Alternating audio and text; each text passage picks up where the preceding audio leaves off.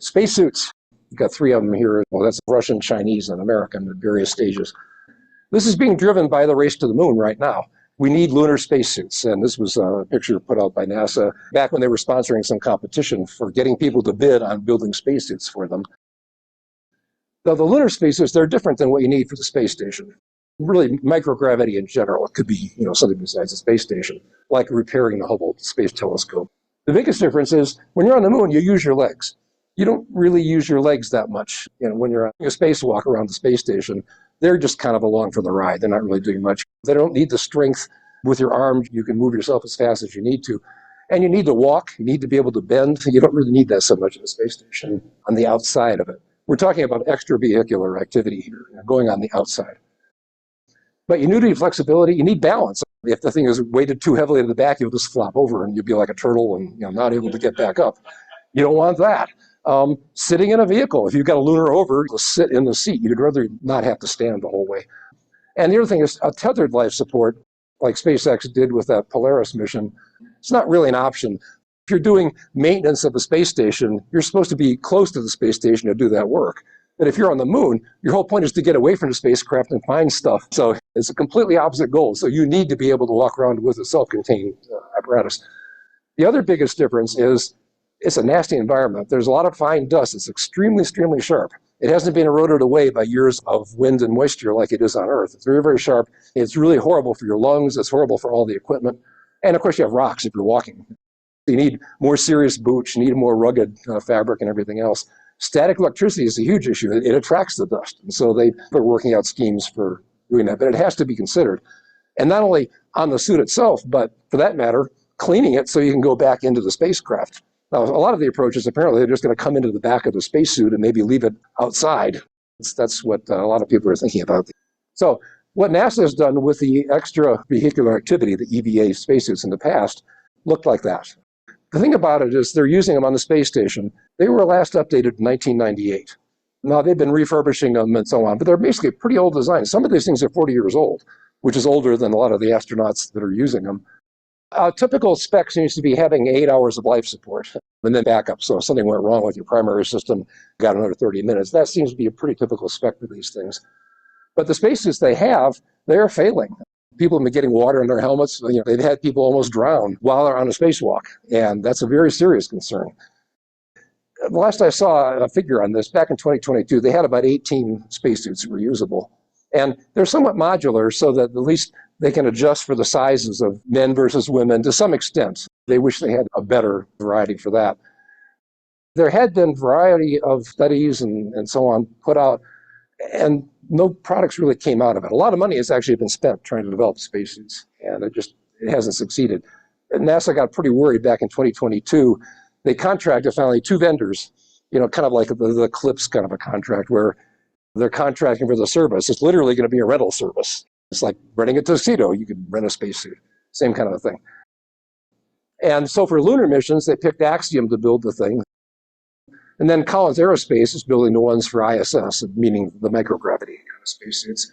They were one of the traditional builders of these suits. They were the ones who didn't really quite succeed in the past. NASA also got a little bit worried that one of these might fail, and so they also just said that, well, they'll fund cross-applications. If you can take whatever you're working on and show that it could be used for the other application, lunar versus space station, they'll fund that additionally as well. So the results so far, it's mock-ups. They don't have the actual suits yet, but Axiom has a spacesuit. The XEMU is actually NASA terminology for extravehicular mobility unit, and then Axiom threw an A in front of it. I don't know if people are going to say Axiemu or what they're going to say. A mock-up of this was shown this year. Prada worked with them, and that's not an obvious connection. But what they said was they weren't really doing it for fashion and appearance. They actually do have expertise in fabrics and garment design and that sort of thing, so they brought them in, and they said it actually really helped, especially for the outer layer. I think most of the insides are a lot of engineering going on that doesn't necessarily involve Prada. But Prada, they said they had, like, at some point, maybe 30 people working on it. Not full-time necessarily, but there were a lot of people, and they were really interested. This is kind of cool for them. Very different than equipping models to walk down a runway. So capabilities, they're just basically saying it's better in all ways, including fitting. And now they're going to support between the 1st and 99th percentile of sizes for men and women, doing the same kind of support, 8 hours. So what's the status? Well, they're still in the critical design review process. That's just part of the overall process for building things at NASA or lots of other places. They haven't frozen the design yet. They certainly haven't started manufacturing, but they've been building these prototypes, and so they've had people come out and show what it would look like. They say they'll be ready for Artemis 3, even if it happens as early as 2026, which at this point nobody actually believes. But anyway, they'll be ready for it. And they claim they will be adoptable for walks in low Earth orbit as well, the ISS space. And that's a good thing, is because Collins Aerospace dropped out. They basically gave up. They said, we can't do this. So actually, this is the only show in town right now. And that's a little risky because, as it turns out, they're in financial trouble. They've fallen behind on key payments. They have several other businesses going on. One of them is building space station stuff, and they're behind on paying the people that are actually bending the metal, which is a European Thales company. And also, the other business is managing crewed, typically private missions. They handle all the mission booking and so on, and the running of it, for that matter. They have their own control center. But what's happened is they botched it, and there's a new CEO now. They had to blame somebody, so they blamed one of the two co-founders. They got rid of this guy. They've had trouble meeting payroll. There's some layoffs going on, and there's a lot of speculation in the press. So I'm only repeating speculation here. I don't take this as gospel. Some people said that they were pricing those private missions they were doing. They were losing a lot of money on them. They were actually doing this kind of a loss leader. That works if you're a big company and you have other sources of income. But when you don't have a lot of other sources of income and you're a startup, that's not necessarily a good approach. The other thing related to that is they probably overhired. If you assume you're going to keep on getting investors, you can do that for a while. But at some point, you got to actually have the income coming in to pay for the people you're hiring. And they got way, way ahead of themselves. Yeah, they did. They hired 2 big scientists and then laid them off. Oh, yeah. So, yeah, they're going to have to just to get back in balance. The thing is, they have these 3 businesses, and the only one that's actually bringing in cash flow right now without losing money on it is the spacesuit business. So let's hope that at least that survives. I hope the space station and everything else survives as well. Forbes was quoting some sources saying that the previous CEO basically didn't really run Axiom like it was a startup with limited resources. That's a common failing. I mean, this happens a lot. People come from big companies or government, and they're not used to that environment where they could actually fail completely if they just don't have the cash to cover their expenses, and they're not used to it. The Chinese, of course, are active. They have a space station, so you can guess that, yes, they have spacesuits. And they're a lot newer than ours because their space station is a lot newer. Early on, they were using Russian suits. Orlan is the name of the spacesuit line that Russia has. But they did their own. They last updated in 2021. They're good for about 8 hours also. They weigh about 260 pounds, which is right in along the lines of ours. They have specs on the number of uses, and they're saying 15, which matches actually what the Russians do. We're probably over that with spacesuits on the space station. That was for use on their space station, microgravity conditions. For lunar uses, they didn't have anything, so they're still working on it. They had a big press conference to announce their design, not the actual product, but the design, and they did a demo. Somebody dressed up in their spacesuit prototype. And in particular, they were demonstrating that they could bend, and they could do all the kind of things you'd really like to do on the moon. They still are serious about landing astronauts on the moon by 2030. And this is, of course, progressing along with that. There's no reason to believe they won't achieve either the spacesuits or the 2030 goal, for that matter. They're emphasizing being lightweight and flexible, much more so than the ones that are on a space station. The usual things, handling the extremes and the radiation and dust.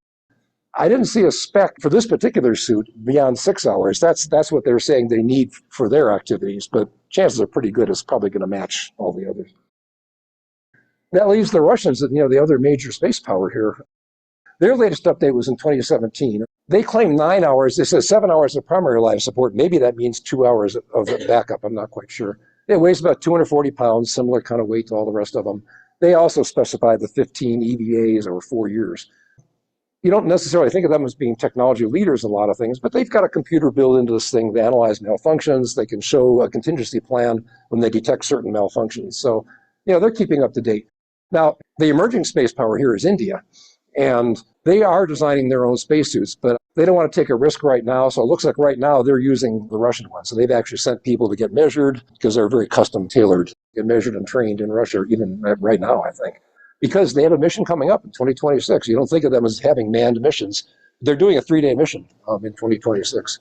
Not a space station yet, but they have that planned. Doug brought up that the people enter the Russian spacesuits from the backside. There's a hatch in the backpack. And I think the Chinese ones do that, and I think the new Axiom ones do that as well. And It's pretty fast. yeah, it's much faster to get into it, and that's a big advantage. So I think that's the way that they're all going. Actually, the Russians had the right idea on this one. Okay, that's it. Other space-related videos or slide presentations by me are available at the link shown here. That includes a list of videos at my YouTube channel, so you can view them or subscribe for notifications about future videos. These presentations are mostly made as part of the meetings of National Space Society's North Houston chapter, and a link to that is shown. Topics like these are presented as part of a monthly news segment, and there are also lots of other interesting speakers and open discussions. You can attend in person or online via Zoom. Come join us.